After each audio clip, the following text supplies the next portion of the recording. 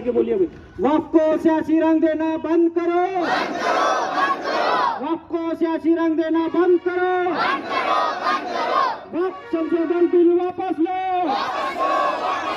वक्फ संशोधन बिल वापस लो।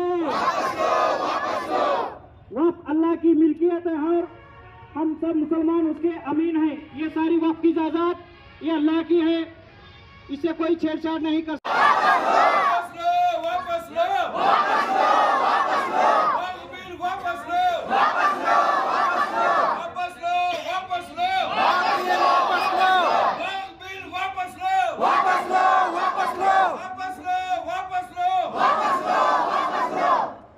हर धर्म वाले को अपने धर्म के आधार पर उसको रहने का इख्तियार है, लेकिन जब यह हुकूमत आकर कभी मुसलमानों को वक्फ के ताल्लुक से, कभी NRC के ताल्लुक से कि ये मसला संविधान के अंदर नहीं है, ये मसला संविधान के अंदर नहीं है, अब तो ये तो सोचने पे मजबूर होना पड़ रहा है कि कहीं कल हुकूमत ये न कह दे कि नमाज पढ़ना भी संविधान के अंदर लिखा हुआ नहीं है, कुरान पढ़ना भी संविधान के अंदर लिखा हुआ नहीं है, रमजान के रोजे रखना भी संविधान के अंदर लिखा हुआ नहीं है।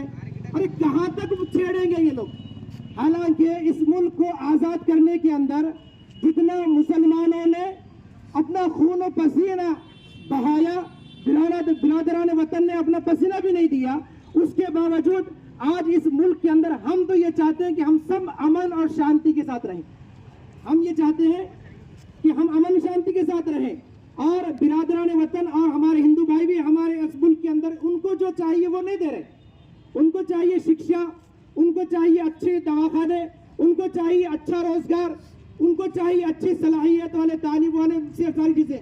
और आज संविधान के अंदर पार्लियामेंट हाउस के अंदर क्या बहस की जा रही है आप सब लोग देखते हैं। कहीं जो है औकाफ के ताल्लुक से मसाइल, कहीं NRC के ताल्लुक से मसाइल, कहीं औरंगजेब रहमतुल्लाह अलैह के ताल्लुक से मसाइल। इससे हमको कोई पेड़ भरने वाला नहीं है, इससे हमारे रोजगार चलने वाला नहीं है, इससे हमारे छोटे बच्चों को तालीम मिलने वाली नहीं है। तालीम के ताल्लुक से आप बहस करो और आप जो है दवाखाने के ताल्लुक से बहस करो, आवाम को और भारत को सोने की चिड़िया फिर से बनाने के ताल्लुक से बहस करो। ये बात आपकी हम कबूल करेंगे। कहीं औकाफ के ताल्लुक से, कहीं जो है मसाइल रमजान के ताल्लुक से, कहीं रोजों के ताल्लुक से मैं हुकूमत हिंद से मुतालबा करता हूँ कि इससे पहले जनाब अटल बिहारी वाजपेयी साहब की सरकार थी, हम लोग जंतर मंतर के ऊपर दिल्ली के अंदर मोर्चा निकाले थे, 14 तारीख थी। उस वक्त में उन्होंने ये कहा था कि मुसलमान इस मुल्क के अंदर जो है किराएदार नहीं है बल्कि मालिक मकान है। इसी तरह हम आपसे ये चाहते हैं कि औकाफ के ताल्लुक को, औकाफ के मसाइल को आप न छेड़ें। ये बेहतर है जिसका उसको अपना आराम से कमाकर खाने के लिए मुहैया कर दे, पढ़ने के लिए उनके हवाले कर दे। मैं इतनी बात कहकर अपनी बात खत्म करता हूँ। वाखिर दावाना अल्हम्दुलिल्लाह रब्बिल आलमीन। अम्मा बाद अऊज़ु बिल्लाहि मिनश शैतानिर रजीम। बिस्मिल्लाहिर रहमानिर रहीम। वअतसिमू बिहब्लिल्लाहि जमीअन वला तफर्रकू। सदक़ल्लाहुल अज़ीम। यहाँ पर हम इसलिए जमा हैं कि वक्फ तरमीमी बिल जो पेश किया गया है, हुकूमत हिंद जो हम ज़्यादा गवर्नमेंट उस पर बैठी हुई। अभी जंतर मंतर पर मौलाना अरशद मदनी ने धरना दिया है, मौलाना महमूद मदनी ने धरना दिया है। मुल्क को आज़ाद हमने किया। अजीज़ान गिरामी, अगर से आप तारीख को फाड़ कर भी फेंकना चाहते हैं, मगर हमारे सीने में तारीख आज लखीर बलखीर नुक्ता बनिक्ता लिखा हुआ है। इसीलिए हुकूमत हिंद से हम मुतालबा नहीं लेते। तो जब तक आप वापस नहीं लेंगे हम पूरे मुल्क में धरना देंगे। जिस तरह से जमात उलमा ने दिल्ली के अंदर पार्लियामेंट में 2014 में जो जेल बरूद तहरीक चलाई थी, हम जेल बरूद तहरीक हम चलाएंगे। इसीलिए हमने मुतालबा करते हैं हुकूमत हिंद से कि वक्फ तरमीमी बिल को वापस लें। टारगेट करके मुस्लिम का एक वक्फ बोर्ड का बिल लेकर के इसके अंदर सुधार करने का ऐसा एक इनका प्लानिंग चालू है। हमेशा इन्हों एक समाज को टारगेट करके लेके चल रहे हैं। कभी मंदिर का, कभी मस्जिद का, कभी हिंदू मुस्लिम, कभी इंडिया पाकिस्तान, ऐसा कुछ मंदिर है मस्जिद के अंदर वो उसका कुछ भी लेके आके ऐसा टेंशन पैदा कर रही। और ये वक्फ बोर्ड की ज़मीन गवर्नमेंट का कोई लेना देना नहीं है, सिर्फ इतना है कि उसका रेट देख करो बोल के दिए वाला है। जो हमारे मुस्लिम समाज के जो बड़े जो जमींदार थे उन्होंने वक्फ करे वाली ज़मीन है। ये गरीब मुस्लिम के वास्ते, जो बेवा गुर्बत के जो लोग हैं उनका खर्चा चलना, मस्जिद का खर्चा चलना, इसके वास्ते लाए वाला है वो। तो इन्होंने लेके आके इसमें अब वो पूरे ज़मीन आगे वाले और वो हड़पना, ऐसा इनका चल रहा कार्यक्रम, ऐसा चलने नहीं देने वाले। और इतने से कुछ भी नहीं होने वाला है। आइंदा से आगे चल के अपने को अभी आंदोलन करना पड़ेगा, उसके वो भी तैयारी करना पड़ेगा। इतना बोल के मैं वापस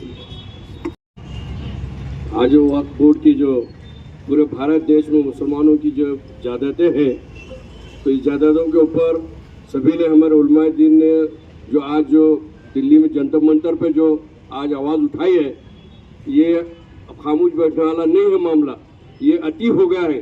ये 2014 के जब से ये भारतीय जनता पार्टी जब से हुकूमत बैठी है, एक ही मुसलमानों को टारगेट बना के उनका दिमाग वरगलाना और ऐसे ही मुलवस हर मसले में रखना, ये उनका काम हो गया है। और आपस में इख्तलाफात डालना, आपस में इत्तेहाद तोड़ना, यहाँ की एकता और अखंडता को चूर चूर कर रहे हैं देश की। हम ये चाहते हैं ये वक्फ की जायदाद किसी की बाप की मिल्कियत नहीं है, ये सिर्फ मुसलमानों की मिल्कियत है, किसी की मिल्कियत नहीं। इसमें हमारे कई तंजीमें, कई इसमें हमारे फिरके हैं, शिया सुन्नी वक्फ बोर्ड, कई इसके ऊपर जैसा कि आप बता रहे हैं कि जो वक्फ बोर्ड की जायदादें अब सिटी सेंटर में आए और ये मोड़ पे आने की वजह से इनका मोड़ पूरा जहन नीयत खराब हो चुकी है, इस देश की नई नीयत। तो हम ये चाहते हैं कि आने वाले दिनों में हम गुजारिश कर रहे हैं कि देश के प्रधानमंत्री को अपने जो आपने वक्फ बोर्ड की जो बिल पास किया वापस ले और दोबारा जिस तरह से उसी तरह से चलने दीजिए। मैं इतना कहता हूँ, अपनी जगह तो अस्सलाम वालेकुम रहमतुल्लाह।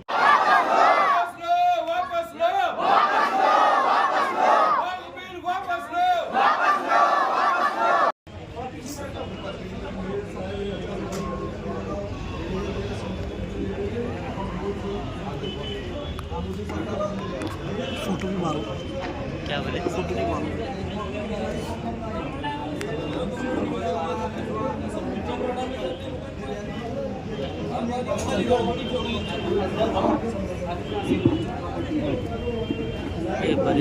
अभी जो डिप्टी कलेक्टर साहब के जरिए एक मेमोरेंडम दिया जा रहा है पूरे उदगीर शहर के जानिब से, जो समाजी सियासी तंजीमें हैं, इसमें यह डिमांड की गई है जो वक्फ बोर्ड अमेंडमेंट बिल 2024 लेकर आया गया है, उसके ताल्लुक से दिल्ली के जंतर मंतर पर धरना प्रदर्शन किया जा रहा है, उसको हमारे उदगीर की जानिब से भरपूर समर्थन करते हैं।